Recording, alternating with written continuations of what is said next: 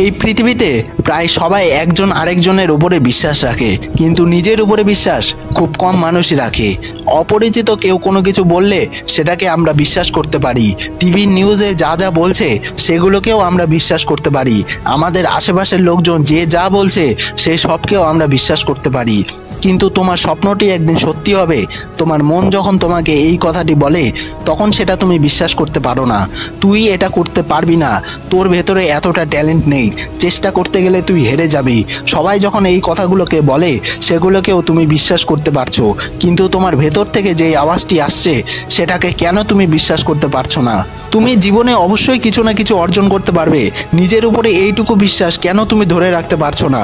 তোমার ভেতরে সমস্যাগুলোকে তুমি জিতে নিতে পারবে, তোমার এই হিম্মতটা কেন জেগে উঠছে না? তোমার পড়াশোনার বিষয়গুলোকে তুমি খুব ভালোভাবে মনে রাখতে পারবে, কেন এই বিশ্বাসটি তুমি ধরে রাখতে পারছো না? বন্ধু, ভয় এটা শুধুমাত্র একটি কল্পনা, তার থেকেও বড় একটি শক্তি তোমার ভেতরে আছে, আর সেটি হলো তোমার বিশ্বাস। আর এই বিশ্বাসটি অন্যদের উপরে রেখো না, অন্যদের কথাতে রেখো না, ওই বিশ্বাসটি তুমি নিজের উপরে রাখো। ভয় এটা শুধুমাত্র একটি কল্পনা।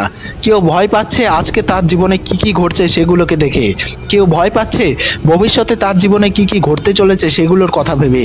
এই রকম বিভিন্ন কারণে বিভিন্ন মানুষের মধ্যে ভয় ঢুকে আছে। ভয় তোমার জীবনকে নিয়ে কি করবে জানো? তোমার পছন্দের একটি কাজ যেটি করতে শুধুমাত্র একটি সাহস লাগবে, সেই কাজটিকে না করতে দেওয়াই ভয়ের কাজ। একটি পাখির জন্ম হয় আকাশে ওড়ার জন্য, আর একটি মানুষের জন্ম হয় জীবনে বড় কিছু করে দেখানোর জন্য।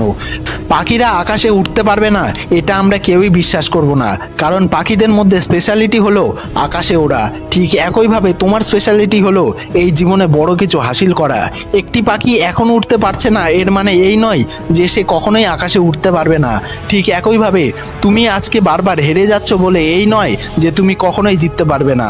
পাখিরা সময় হলে ঠিকই উঠতে পারবে, আর তুমি সময় হলে ঠিকই জিতবে। তুমি যেই কাজটি করছো সেটা করতে গিয়ে ফেল হয়ে গেলে কিছু মানুষ তোমাকে নিয়ে মজা করাবে, কিন্তু সেটা কোনো বড় সমস্যা না।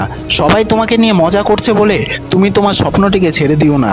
মাত্র কয়েকবার ফেল হয়ে গিয়েছো বলে চেষ্টা করা বন্ধ করে দিও না। ওড়ার চেষ্টা না করেই আমি কখনোই উঠতে পারবো না এই কথাটি কখনো বলো না। তুমি তোমার মনের মধ্যে এই কথাটিকে গেঁথে নাও যে তুমি চাইলে জিততে পারবে না, পৃথিবীতে এরকম কোনো কাজ নেই। এক্সাম, স্পোর্টস, বিজনেস, জব, প্রতিটি ক্ষেত্রে সমস্যা আছে, প্রতিটি ক্ষেত্রেই মেহনত আছে, ঠিক তেমনি প্রতিটি জিনিসে সফল হওয়ার একটি সঠিক টাইম আছে। আর এই সংঘর্ষ, এই মেহনতগুলোই পার করলেই একটি ড্রিম লাইফ পাওয়া যায়। তাই কখনো হাল ছেড়ে দিও না। আজ হয়তো একটু কষ্ট হবে, কাল হয়তো আরও একটু খারাপ হবে, কিন্তু কালকের পরের দিনটি একটি উজ্জ্বল সকাল হবে।